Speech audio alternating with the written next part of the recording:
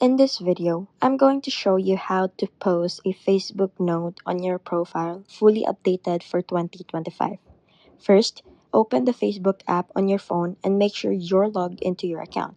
Then tap the menu icon in the bottom right corner. It looks like three horizontal lines. Next, tap on your profile picture or your name to go to your profile page. Once you're there, the notes section will be seen above your profile picture as a cloud.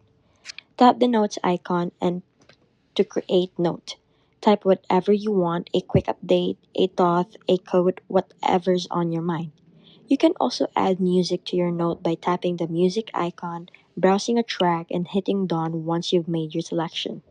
Once you're happy with it, tap share. Your note now appear on your profile and in Messenger for 24 hours, similar to a story.